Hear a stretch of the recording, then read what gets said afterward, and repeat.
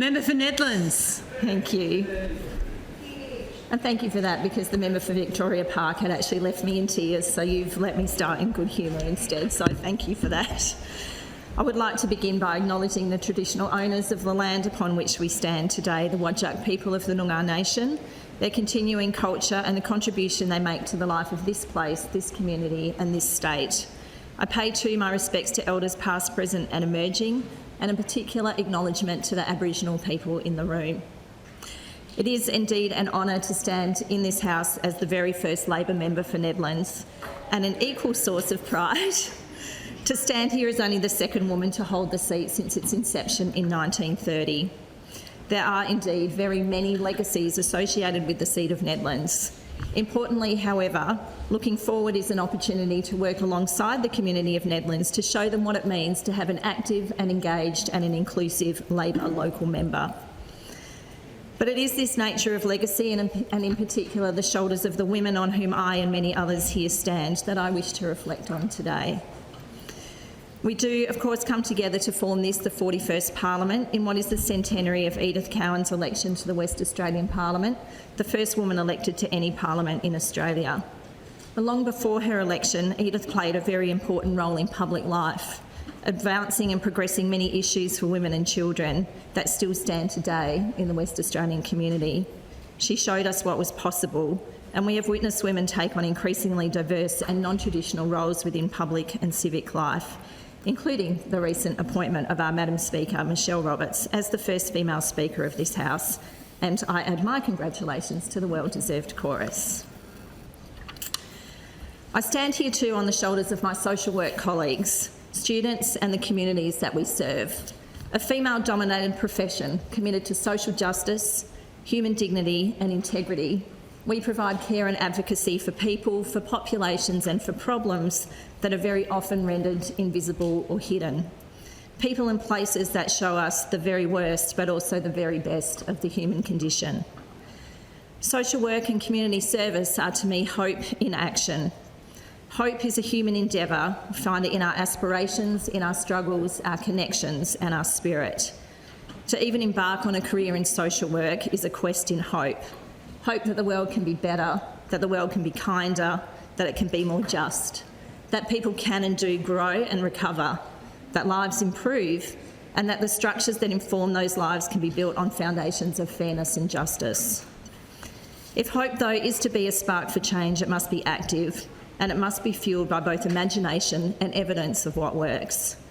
So there are two women who I'd like to introduce you to this evening whose contribution to social wellbeing in Western Australia represents imagination and evidence. For the last decade I have worked at Wansley, a West Australian non-for-profit organisation providing care and services to children and families across this state. Wansley was founded during the Second World War by Florence Hummerston, a woman of amazing imagination and innovation. During the Second World War, Florence became the founding president of the Women's Australian National Service War Fund. Performing many traditional activities such as preserving fruit, sewing uniforms and social activities to support the war effort, Florence soon recognised that the women whose husbands were at war were effectively sole parents. Many too were also taking on roles in the workplace traditionally held by men. In recognising this, Florence led the development of a compassionate, caring and responsive organisation that was focused on the welfare of children. She opened a hostel in North Perth where children of servicemen could stay while their mothers recuperated from illness or for respite. And while the original intention had been to cease the service at the end of the war, the baby boom and what we would now know as post-traumatic stress disorder for returning servicemen and women saw the ongoing need and then the birth of Wansley. Florence later would become the first female councillor in the city of Perth, a position she would hold for some 18 years from 1951 to 1969. Madam Speaker and colleagues, I acknowledge Florence for showing us the importance of a responsive and innovative community services sector, which is always turning towards emerging community need, much as we are bearing witness to now as the impact of COVID-19 on our wellbeing becomes better known. I also take this opportunity to thank my Wansley colleagues and particularly CEO Tricia Murray AM for their support not just throughout my campaign but over the last decade of service. The other acknowledgement I wish to make to my social work colleagues today is Donna Chung, John Curtin Distinguished Professor. Professor Chung's work in understanding family and domestic violence and effective service and policy responses is internationally renowned, and many of the innovative service responses we see in response to domestic violence are informed by Donna's research. I hold a deep professional and personal respect for Professor Chung, who has worked passionately and tirelessly for decades for the rights of women and children who are experiencing and impacted by domestic violence. And Donna, while I thank you personally for being a role model, a mentor and a friend, I want to bring your legacy of evidence-informed policy, evidence-informed service design and delivery and legislative reform to the work that we undertake in this House too. I also thank you and my Curtin colleagues for your support, and in particular your understanding as my campaign just happened to coincide with the start of semester 1 teaching. I also acknowledge those who have brought social work values and ways of knowing, being and doing to Parliament both here and in Canberra before me. The very first, Grace Vaughan, Kay Hallahan, Stanley Howden, Frances Donovan, Jan McFarlane and of course the Honourable Don Punch. These formal and public roles and legacies of women are of course important and need celebrating. It remains true, however, that many of the roles that women play and the contributions we make to the community are still largely embedded in the private sphere, often hidden, often invisible and often undervalued. Yet in my 25 years of community services work, I have seen women step up to provide very complex care to highly vulnerable individuals, people for whom neither the state, the market nor the community are coming to provide care for. There is a very particular, very important group of women and men that I acknowledge today who step up to provide love and care to children who are often unsafe and often vulnerable. And my dear colleagues of Grandparents Rearing Grandchildren WA, you know that you are one of the other reasons that I have the honour of standing here today. Grandparents who are raising their grandchildren on a full-time basis is the fastest growing form of out-of-home care for children in need of care and protection in Australia.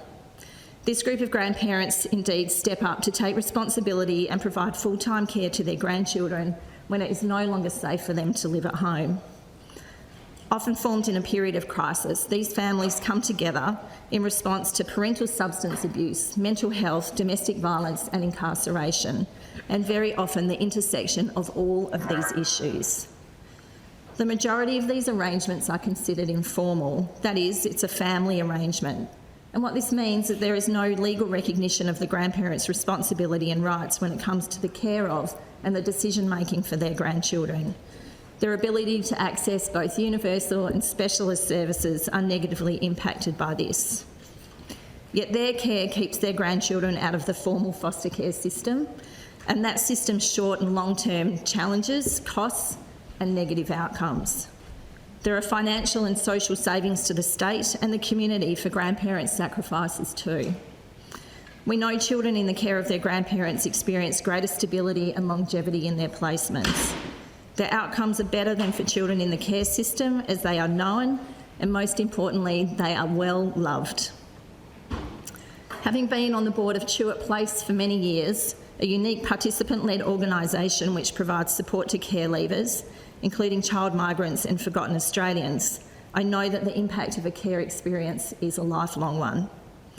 The care leavers of Tuart Place have taught me this impact is about ongoing pain and trauma, but also resilience and recovery, particularly when their care experience is seen, is heard and acknowledged. It is so important we get children's care journey right, that it be safe, secure, loving, supported and resourced.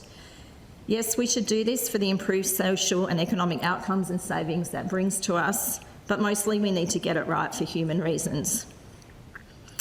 Through research that Wansley conducted with Edith Cowan and Curtin University over the last 4 years, grandparents told us that they derive immense joy and great satisfaction in caring for their grandchildren, in keeping them safe, in keeping them secure, and keeping them well loved. Yet they also told us that they do so at great sacrifice to all aspects of their own well-being, being worse off than their peers across dimensions of social health, mental and physical health, financial health, and employment and housing security. This cost is exacerbated by navigating complex service and policy systems which can contribute to their invisibility. So both as a community and a state, we have an opportunity to step up, as grandparent carers do, to create a fairer future for all grandchildren. To create an evidence of care system, a way of demonstrating they have both the rights and responsibilities to make decisions for their grandchildren. To have grandparent advisors in key government organisations, to reduce their invisibility in service systems and facilitate access to required services. Specialist legal advice to support not just the obvious custody and care arrangements, but often complex financial, retirement and estate planning too. The creation of a parliamentary Friends of Grandparent Carers to provide a focus and a voice in this House, and advocacy to our federal colleagues to improve the accessibility of Centrelink in particular. To the grandparent carers that I have come to know as my colleagues and friends, my promise to you is to continue to give voice to all that you do for your grandchildren, for your families and for us as a community. Grandparents and other carers are part of a broader network of community services and what is often called the care economy. COVID-19 has shown us many things, including the social, economic, health and human importance of these sectors. Female-dominated sectors, we were at the front line of the services who remained throughout some of the hardest times of the pandemic. Childcare workers, retail workers, nurses and health workers, those who work in aged care and the broad network of community services, including the diverse array of large and small non-for-profit organisations across Western Australia. The community services rallied, showing our capacity to be agile and innovative and always responsive to emerging and changing community needs. COVID-19 has seen the need for increased and varied responses, particularly to family and domestic violence, homelessness, child safety and mental health. The increased demand for services is ongoing and many are at or beyond capacity. There are long wait lists to manage and the impact of those on both the people we serve and those who serve is meaningful. Yet in how we respond to the pandemic recovery, the role and centrality of the community services sector is often lost in both analysis, in recognition, in job recovery plans. We need to continue to grow our investment in the care economy and community services during the COVID-19 recovery and beyond. Actioning existing strategies and plans to address homelessness, family and domestic violence and poverty are essential. These are made urgent by a global pandemic. Again, addressing such issues will have important economic and social outcomes, but again, our reasons for valuing and investing in the community services sector should be driven primarily by human and humane reasons. I am really proud to stand here as an advocate for my sector and its place in our economic, social and human life, including our recovery from COVID-19. There is still much to be achieved in terms of gender equity, so our shoulders too must remain strong and robust for others ahead of us to stand on and to see a different future. So I think too then of my women, of my granny Phyllis Eddington, who was the first social worker in the family, and while she might not have had the piece of paper as such, her compassion, her inclusivity and sensitivity to others' needs were a model for me into my calling to community service.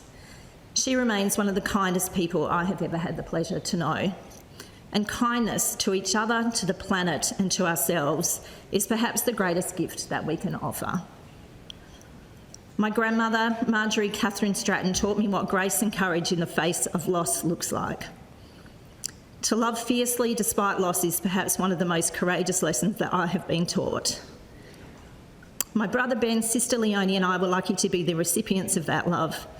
And I witnessed my mother-in-law, Joan Toole, delivering the same lesson, loving her grandchildren with a ferocity that is brave and beautiful in the face of our shared loss. I stand between my mother, Jenny Stratton, and my daughter, Catherine Lily Stratton, linking the generations. By my own grandmother, Mum has shown what it means to be kind and compassionate, to take the needs and feelings of others into account when deciding who and what you are in the world. Catherine extends that, known as a person who can get along with anyone, much like her dad did.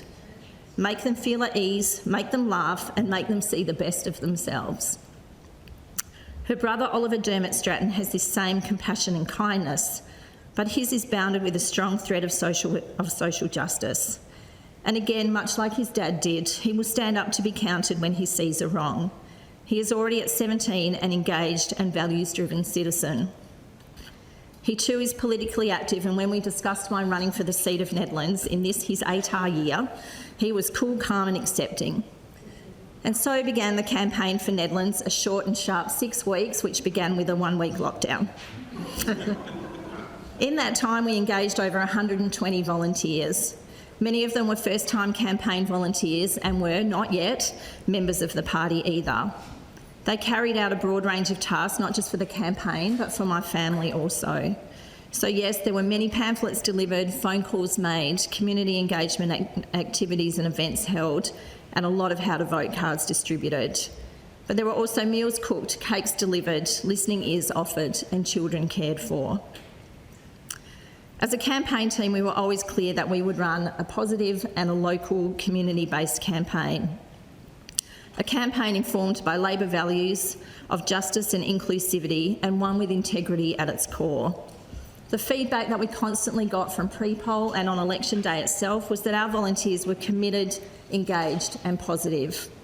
And so while I thank you all for the practical tasks that you carried out, it is for working in alignment with those values that I want to say a particular thank you.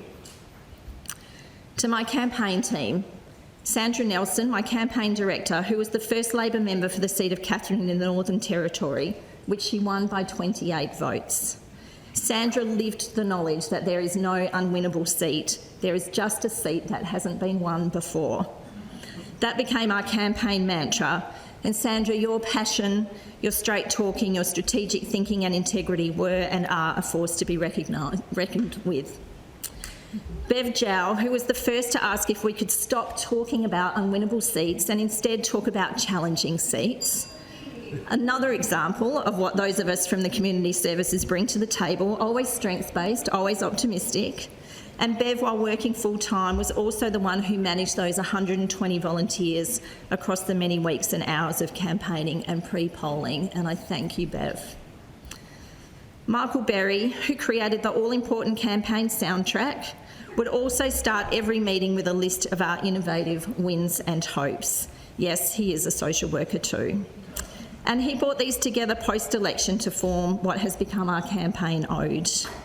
Michael, your optimism was, as it always is, a gift and a joy and a salve for the soul. Angela Barnes, AB, your boundless enthusiasm and humour and searing analysis were so necessary.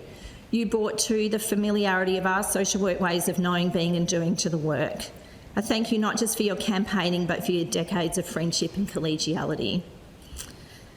Cathy O'Toole, my mentor through Emily's List, who was always available, always wise, always kind, always optimistic. Cathy won the federal seat of Herbert for Labor in 2016, the first time that Labor had held the seat for 23 years. She won it by 37 votes. So you might see something of a theme in the kinds of mentors that I was seeking. Cathy always brought me back to a commitment to enacting Labor values and what they had to offer the electorate. Madam Speaker, may I seek an extension? Extension granted. Thank you. Finally, my colleagues in Perth Labor Women, a place for learning about the party, procedure, policy and advocacy. This branch is always pushing for equality for women in the party and policy and a gendered lens across all of our decision making. And under the leadership of Helen Tuck, the branch also provides opportunities for women to try out their political voice and aspirations. However, my most important thanks belong to my family and particularly to my son Oliver and daughter Catherine. Being your mother is my greatest adventure ever, and I am always told, and I live with, your kindness, your compassion, but also the commitment you both show to people being included and heard. I am so proud of the family the three of us have created, and I thank you for coming with me on this most great adventure. And now I turn to Nedlands, the place I have called home for 40 of my 48 years. A beautiful place to live on the banks of the Derbyl Yerrigan and Kings Park on our doorstep. My parents moved there in the 1970s so that the three of us children could have access to the exceptional public education opportunities on offer. And that was my same reason for returning 11 years ago with what was then a young family. One of my friends observed that election night was a little bit like watching the Brownlow count, but it was just for political nerds instead. So I'm going to assume that I have a receptive audience here for some political nerd kind of details, and so I would like to share with you some numbers. 1929 was the year that the seat of Nedlands was created. In 1930, the seat elected its first of many Liberal members. The electorate is now home to 8 suburbs, just over 30,000 voters, and covers 31 square kilometres. 2 is the number of premiers that the seat has been home to. 5, the number of Nedlands members who have held ministerial or shadow ministerial positions. 2, the number of women who have held the seat, and I am proud to be the second. 2017 was the state election year in which Penny Taylor, WA Labor candidate, who with a swing of 10.9% reduced the two-party preferred margin in favour of the Liberals to the lowest it had been since 1933.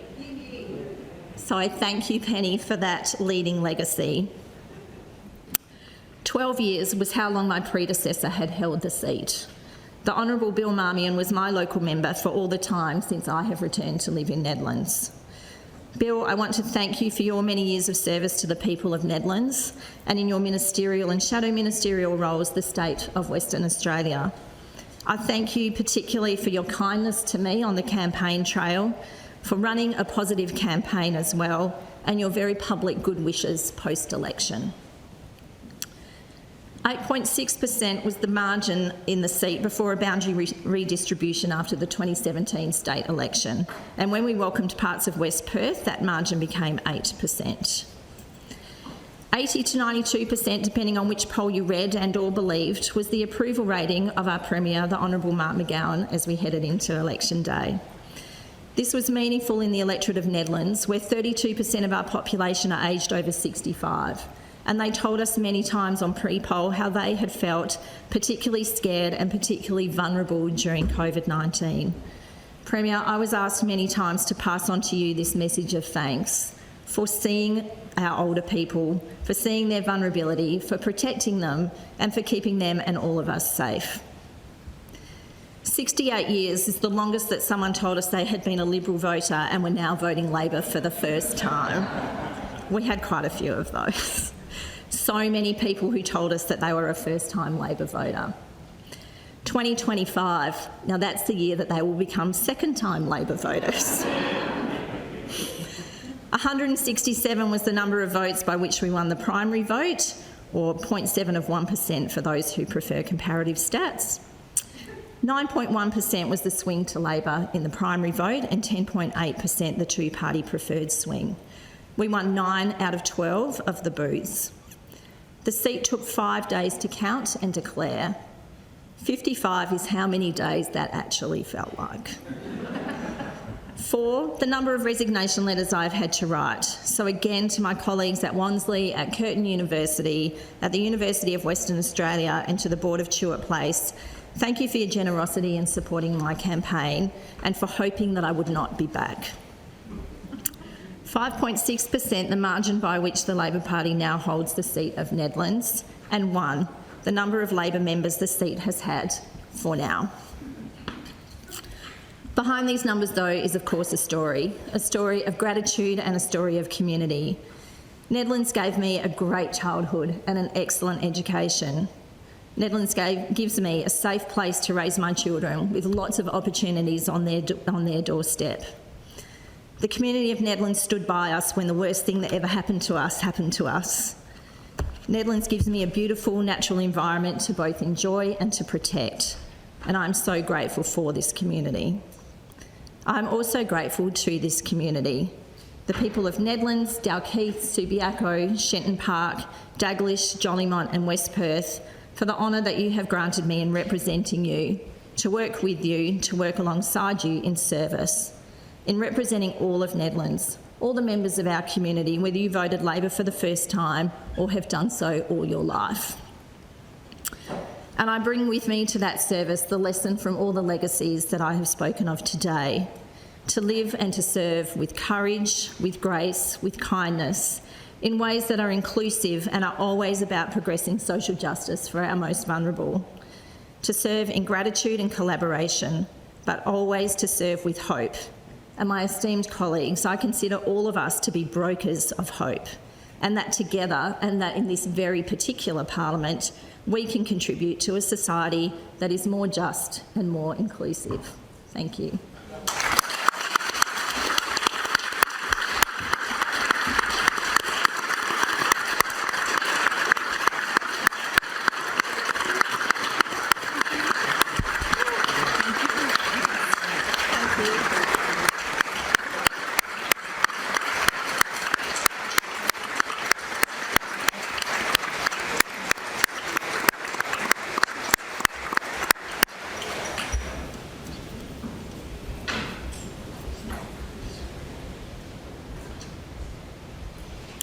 Members,